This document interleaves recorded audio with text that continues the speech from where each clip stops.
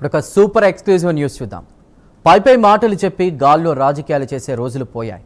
రాష్ట్ర స్థాయి నాయకుల చుట్టూ తిరిగే పాత పద్ధతికి పవన్ కళ్యాణ్ పాతరేశాడు. జెండా మోసినోళ్లకే పట్టం కడుతూ సరికొత్త వ్యూహానికి తెరతీశాడు.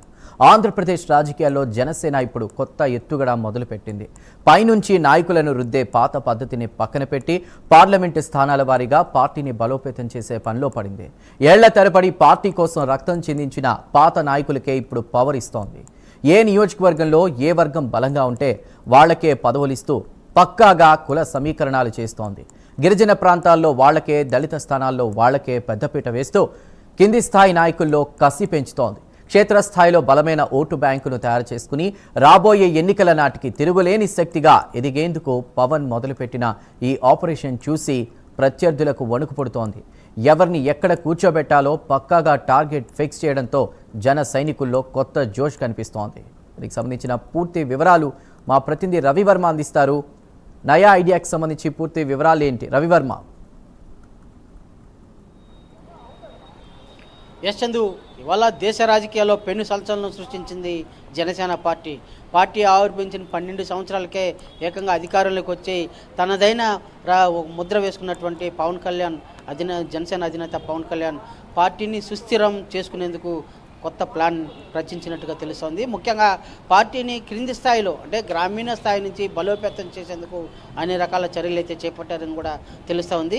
ఈ క్రమంలోనే పార్లమెంటు వారీగా కమిటీలను ఏర్పాటు చేసి ముఖ్యంగా పార్టీని పటిష్టపరచడమే కాకుండా ఒక తిరుగులేని శక్తిగా రూపొందించాలన్న సంకల్పంతో పవన్ కళ్యాణ్ ఇలాంటి కార్యక్రమం చేపట్టినట్టు కూడా తెలుస్తోంది.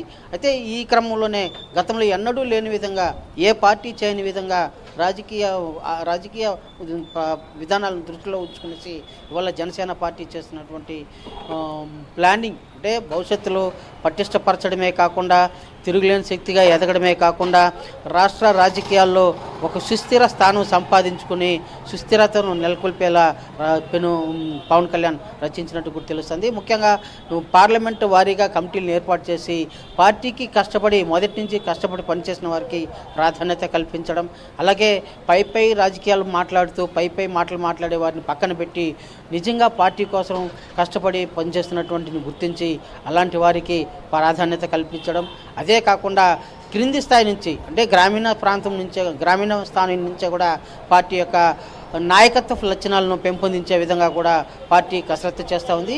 ఈ క్రమంలోనే పార్లమెంట్లో వారీగా కమిటీలను ఏర్పాటు చేసేందుకు కూడా గత 5 రోజులుగా సమాచార సేకరణ ప్రక్రియ కూడా చేపట్టింది రాష్ట్ర వ్యాప్తంగా.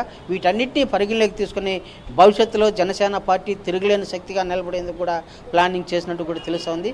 ఈ క్రమంలోనే అంటే గిరిజన ప్రాంతాల్లో ఆ ప్రాంత వాసులకే వారిలో నాయకత్వ లక్షణాలను వారిని గుర్తించి వారికి నాయకత్వ బాధ్యత అప్పగించడం, అలాగే కులాల వారీగా ప్రాంతాల వారీగా పరిగణలోకి తీసుకుని పార్టీని పటిష్టం చేసి పార్టీకి జలసత్వాన్ని చేకూర్చి భవిష్యత్తులో తిరుగులేని శక్తిగా నింపాలన్నదే పవన్ కళ్యాణ్ గారి ప్రధాన లక్ష్యం.